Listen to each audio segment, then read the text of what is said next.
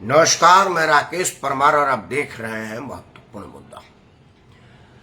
मित्रों, महत्वपूर्ण मुद्दे में तो आज दिल्ली में रहने वाले लोगों को बरसात से जो दुर्दशा झेलने को मिली, वह केजरीवाल को वोट देने की अब इससे बड़ी तकलीफदेह बात और कोई नहीं हो सकती। थोड़े से बरसात में दिल्ली जिस तरह से डूब गया, केजरीवाल ने कार्यक्रम में कहा था कि हम दिल्ली में झीलों के शहर बना देंगे। लगता है वो झील में दिल्ली शहर बनाने की बात कह रहा था, स्लिप अप टंग हो गया होगा कि दिल्ली में झील बना देंगे। आज की बरसात झील में दिल्ली जैसी दुर्दिन और दुर्बल जीवन कर दिया है। खैर, आज बात इस पर नहीं था। मित्रों, आज बात सिर्फ एक बात पर कि आप लोग समाचार चैनलों पर, सोशल मीडिया पर या हर उस जगह पर यह विरोध करते, धरना करते, बात करते, चर्चा करते। पटना में तो बकायदा बैठक ही हुई थी जिसमें विपक्ष के सारे चेहरे इकट्ठा हुए थे नरेंद्र मोदी को हटाने के लिए, नरेंद्र मोदी के विरुद्ध आवाज उठाने के लिए। लोकतांत्रिक देश है हमारा और इसमें इस तरह का विरोध होना चाहिए, यह हमारे संविधान में जगह है, बनाया गया है और इसमें कोई बुरा मानने वाली बात नहीं है। बल्कि मैं तो उन आवाजों का एहसानमंद हूं जो समय समय पर उठती रहती हैं और उठती रहनी चाहिए। राम मनोहर लोहिया ने कहा है कि अगर सड़क सुनी हो जाएगी तो संसद आवारा हो जाएगा, और अगर संसद आवारा हो जाएगा तो हमारे संविधान का तहस नहस हो जाएगा। संविधान बचा रहे, संवैधानिक तरीके से ढांचागत हमारा देश बचा रहे, इसलिए यह विरोध वगैरह की आवाज होती रहनी चाहिए। लेकिन क्या मैं या आप कभी भी किसी ने रेहनिया मुसलमान, बांग्लादेशी मुसलमान, अवैध घुसपैठ, आतंकवाद, ऑक्रेंस ऐसी जैसी चीजों पर कहीं कोई पक्ष विपक्ष को इकट्ठा होते हुए आपने सुना है? विपक्ष के जितने नेता पटना में इकट्ठा हुए थे या जो बेंगलोर, बॉम्बे और जगह इकट्ठा होने की बात कह रहे हैं, करेंगे भी वो लोग, कहीं ना कहीं बैठेंगे, क्योंकि 2024 तक तो वो बैठेंगे ही, क्योंकि उनके बाद तो उनको बैठे ही रहना है, उनके योग्य कुछ काम है नहीं।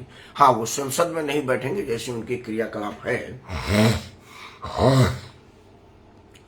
तो अब ये जो लोग हैं, उन लोगों में से किसी एक को आपने रेहनिया मुसलमानों के अवैध गतिविधि पर बैठक करते हुए देखा है? बांग्लादेशी मुसलमान जो इस देश में आतंक मचा रखा है उसका कोई विरोध करते हुए देखा है? अवैध घुसपैठ पर जब सरकार सख्त होती है तो ये लोग उनके पक्ष में बैठक कर लेते हैं। ये लोग एनसीआर का विरोध करते हैं, ये लोग यूसीसी का विरोध करते हैं। मतलब इनको समान नागरिक संहिता नहीं चाहिए, इनको अवैध घुसपैठिया चाहिए। मतलब क्या यह फ्रांस से सबक नहीं सीख रहे हैं, इंग्लैंड से सबक नहीं सीख रहे हैं? जो पश्चिमी मूल उदारता का प्रतीक होता था, वो कहता था कि देखिए यह एक शांति प्रिय कौम है और अगर यह घुसपैठ कर रहे हैं तो मानवता है और मानवता के नाते इनको शरण दिया जाए। शरण का नतीजा यह हुआ कि फ्रांस में जो रिहेबिलिटेशन कैंप था उसके बाजू से जो महिलाएं जाती थी वो दोबारा फिर बाहर नहीं निकल पाती थी, उनका हड्डी उड्डी निकलता था। यह सब देखने के बाद एक बड़ी उदारवादी महिला गई, कहे देखिए ये लोग सताए हुए लोग हैं, इनको पत्नी का सुख नहीं मिला है, अगर इनमें से किसी को एक दिन के सुख मिल जाता है तो मेरा शरीर माना जाएगा कि पुण्य के काम है। वो बेचारी गई थी, बोटी बोटी नोच लिया उन लोगों ने उनका। तब वो चिल्लाती रहेगी कि भाई ये हैवान है और ये हैवानियत की भाषा समझते हैं, इंसानियत इनमें है नहीं। मेरा यह प्रश्न है कि आज जो पश्चिम बंगाल में चुनाव के जो आतंक और हुदंग देखने को मिला, वो अवैध बांग्लादेशी मुसलमानों और रोहिंग्या मुसलमानों की वजह से ही मिला है। वो भारत का जो मुसलमान है उसने ऐसी बात नहीं की। जो बांग्लादेशी मुसलमान है, जो बंगाल का मुसलमान है, जो भारत वाला बंगाल हिस्सा है, उसने ऐसा नहीं किया।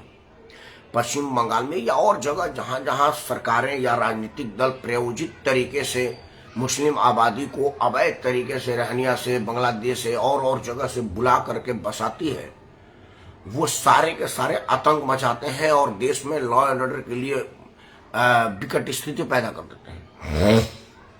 लेकिन मैं बांग्लादेश की बात क्या करूं, भारत के जहां प्रधानमंत्री, वहां से 3 किलोमीटर दूर पर मुसलमानों का एक ऐसा बस्ती है जो रेहानिया से आया हुआ है, बांग्लादेश से आया हुआ है और कानून को ये कुछ समझते ही नहीं है। इसलिए नहीं समझते कि इनकी बात संयुक्त राष्ट्र में पहुंचाने के लिए भारत का नेता खड़ा हो जाता है। मेरा आज का प्रश्न यह है कि हमारे देश में इस तरह की स्थिति उत्पन्न कर दी गई है कि लोगों को यह समझने का मौका ही नहीं दिया गया कि भाई हमारे नेता किस तरह का बात कर रहा है। भाई जब पढ़ा लिखा पश्चिम यह बात नहीं समझ सका तो आप तो सारे के सारे अनपढ़ गंवार बेवकूफ हैं।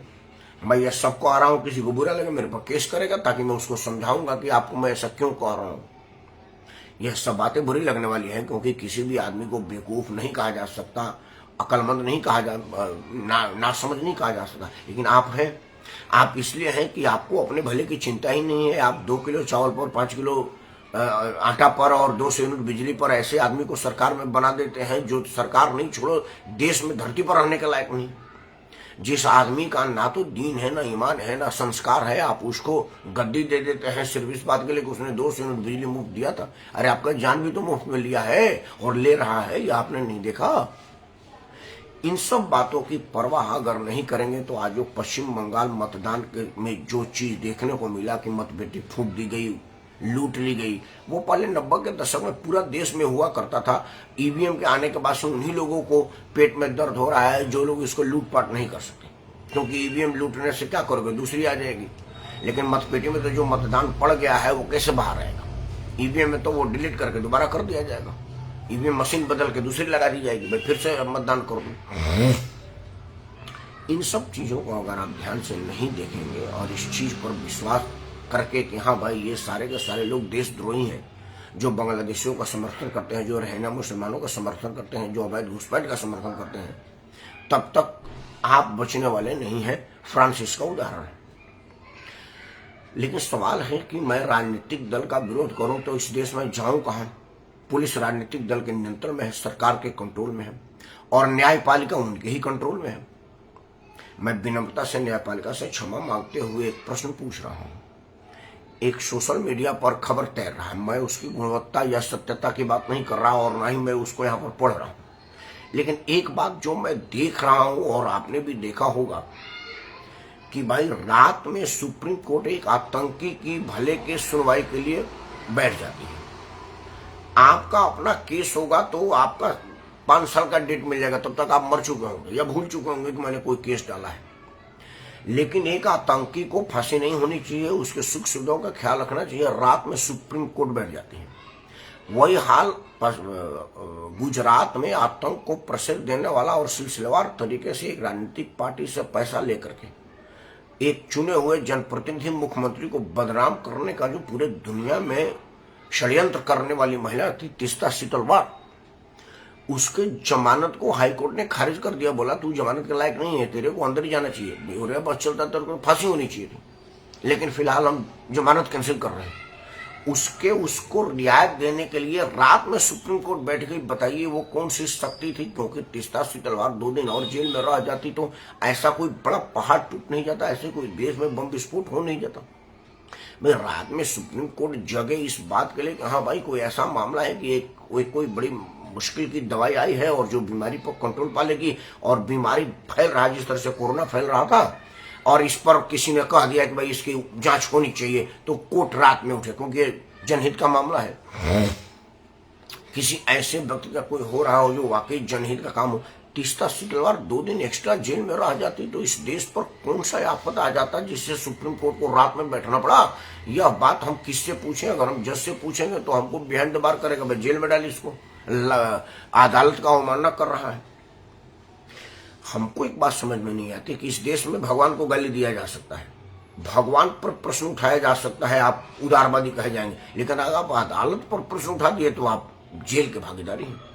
मतलब भगवान को गाली देंगे, भागीदारी नहीं होगी। आप हनुमान जी को बंदर बोल दीजिए, गंदर बोल दीजिए, सीता जी के लिए नग्न तस्वीर बना दीजिए, दुर्गा जी को कुछ भी कह दीजिए, काली माता को, मतलब सत्य सनातन का, मतलब बाकी किसी धर्मों का कहेंगे तो गला कट जाएगा। वो तो खैर ऑप्शन ही नहीं, चलिए उसमें मैं चर्चा नहीं कर रहा। लेकिन हमारे देवी देवताओं के लिए कुछ भी कह सकते हैं और आप प्रोग्रेसिव कह जाएंगे और आपको प्रोटेक्शन मिलेगी। लेकिन अगर आपने अदालत के विरुद्ध कुछ बोल दिया तो आप जेल में जाएंगे, अदालत का अमरना में। और अदालत रात में एक आतंकी के हितों के ख्याल रखने के लिए जगेगी, अदालत है। इन सब चीजों को देखने के बाद हम चाहे तो जाए कहां, बड़ा मुश्किल स्थिति है। मतलब हम अपने राजनीतिक दल पर क्या भरोसा करें जो यह नहीं बताती है कि भाई उसको यूजीसी से क्या परेशानी है। यूसीसी से मतलब यूनिफाइड सिविल कोड, सामान्य नागरिक संहिता से क्या परेशानी है, वो बताती नहीं। इस देश में नागरिकता प्रमाण पत्र पर भी विरोध किया जा सकता है। मतलब मैं किस देश का नागरिक हूं इसका पहचान उजागर करने वाली बात पर है, और अदालतें कहें कि भाई गोपनीयता में आता है, आप पहचान उजागर नहीं कर सकते। बताइए, मतलब किस तरह का हमारे देश में कानून है कि आपको चोरी करने का छूट है, लेकिन आपको चोर कहने का समाज में छूट नहीं, आपका पहचान उजागर हो जाएगा। शिनाख्त आपका ना लोगों के सामने आ जाए, ये अदालतें करती हैं। और राजनीतिक दल इस बात का विरोध करते हैं कि भाई कोरोना का टीका सरकार लाया, मैं इसको नहीं लगाऊंगा। और सरेआम चुना हुआ जनप्रतिनिधि, मतलब अखिलेश यादव ने कहा था कि टीका ना बाबा ना, मैं नहीं लगाऊंगा। मतलब इतना घोर मानव विरोधी बयान देने की हिम्मत कर सकता है, और बना हुआ है, टिका हुआ है, नेता है, आगे भी हो सकता कल को मुख्यमंत्री बने। तो इस पर कौन विचार करेगा और कैसे विचार होगा, आज का मेरा प्रश्न यही है कि आखिर इस देश में कोई कैसे हिम्मत कर सकता है कि वो प्रधानमंत्री को गाली दे दे, चौकीदार चोर है कह दे, सारे मोदी चोर है कह दे, लेकिन सारे अवैध बांग्लादेशी घुसपैठिए अवैध नहीं है, ये कोई नहीं कर सकता। किसी नेता का मुंह से आपने सुना होगा तो मेरे को बता दीजिए, जो मोदी के विरोध में पटना में बैठे थे या जो बंगलौर में बैठेंगे, उनमें से किसी एक के मुंह से अगर आपने सुना होगा। पहले शिवसेना वाले कहा करते थे, उद्धव ठाकरे वाले, तो अब तो औरंगजेब को कहा रहते राष्ट्रभक्त और देशभक्त है, तो उम्मीद क्या किया जाए। तो अब तो किसी से नहीं किया जा सकता। तो यह प्रश्न मैं आपसे छोड़ा हूं, क्योंकि जब सब हर जगह से आदमी थक जाता है तो जनता की अदालत में आना पड़ता है, क्योंकि अंततः ईवीएम में बटन तो आप ही दबाएंगे। भाई आपको चाहे 200 किलो चावल का, 5 किलो चीनी का, 2 किलो तेल का या 200 यूनिट बिजली का लालच दिया जाए, बटन तो आपके हाथ से ही दबाया जाएगा। तो जब आप बटन दबाए तो इन सब चीजों पर विचार करें कि भाई एक तरफ मैं 200 यूनिट बिजली देखूं या अपना अस्तित्व देखूं, क्योंकि अवैध घुसपैठ ने फ्रांस का क्या हाल किया है। भाई इनका करैक्टर कैसा है आप सोच लीजिए। भाई मान लीजिए कि एक आदमी को लाल बत्ती पार करते पुलिस वाले ने धक्का देकर मार दिया, गोली मार दी, मान ले, बड़ा एक्सट्रीम था, ऐसा होना नहीं चाहिए। लेकिन वहां के 100 साल पुराने लाइब्रेरी को जला करके कौन सा विरोध हो रहा है, वहां के सार्वजनिक प्रतिष्ठानों को आग लगा करके, और बेशकीमती प्रतिष्ठानों को जहां पर किताबें पड़ी हैं, जहां पर पैसा पड़ा हुआ है, जहां पर हथियार पड़ा हुआ है, जहां पर ब्रॉडकास्ट की मशीनें पड़ी हुई, उसको आग लगा करके आप क्या साबित करना चाहते हैं। मतलब आप उस पूरे फ्रांस को आग लगा करके अपना कानून लागू करना चाहते हैं, क्योंकि भाई जो किताबें वहां की वो जल जाए, फिर लोगों को हम अपनी किताबें और अपनी बात रखवाएंगे। तो क्या भारत में तो वैसे भी इतने लोग हैं कि बाहर से आने की जरूरत नहीं, अंदर ही बहुत सारे हैं और उनका समर्थन करने वाले भी अंदर हैं। तो जब तक इनका मनोबल टूटेगा नहीं, तब तक आप फ्रांस बनने की स्थिति में नहीं है, क्योंकि फ्रांस आपसे कई गुना ज्यादा पैसा वाला है। और एक बात ध्यान रखिएगा, भारत अपने बचाव के लिए, दुनिया पर धौस जमाने के लिए जो फ्रांस से राफेल मंगाया था, वो फ्रांस के पास आपसे ज्यादा है, लेकिन वो अपने जलते हुए इमारत को नहीं बचा सके। इंग्लैंड दुनिया में हथियार के बल पर दम मारता है और दुनिया को चौधरीयाट दिखाता है, उसका सूर्य कभी अस्त नहीं होता था, लेकिन उसके सड़कों पर जो कोहराम मच रहा वो उसको नहीं बचा पा रहा है। मतलब अगर आपके अंदर के लोग मजबूत नहीं होंगे तो ये राफेल से, जेट मिराज से और फाइटर प्लेन से इनका रक्षा नहीं हो सकता। इनका रक्षा आपसे होगा, और आप ही कमजोर हैं। यह आप क्यों नहीं मानते और क्यों नहीं जानना चाहते, मैं बड़ा परेशान हूं। खैर, आज का प्रश्न हाथ जोर से है कि आप इस विषय पर विचार जरूर करिएगा जब मतदान करने जाइएगा, कि भाई आखिर मोदी का विरोध करना ठीक है, आप लोकतंत्र में विरोध करिए, लेकिन रेहनिया मुसलमानों का भी तो विरोध करिए, अवैध बांग्लादेशी घुसपैठ का भी विरोध करिए, देश में देश विरोधी गतिविधियों को प्रश्रय देने वालों का भी तो विरोध करिए, चुने हुए सरकार को अस्थिर करने का षड्यंत्र करने वालों का भी तो विरोध करिए। अगर ये नहीं करेंगे तो आपका मनसा क्या है मैं तो जानता हूं, आप क्यों नहीं जानते मैं नहीं जानता। जब आप जान जाएंगे तो आपसे प्रार्थना है कि सबसे पहले तो आप इस वीडियो को लाइक करें, चैनल को सब्सक्राइब करें और इसे अपने सभी समूह में साझा करें, क्योंकि साझा करने से समस्या अपने समाधान को प्राप्त करता है। आप अपना बहुत ख्याल रखिएगा, क्योंकि अभी आपको बहुत झेलना है।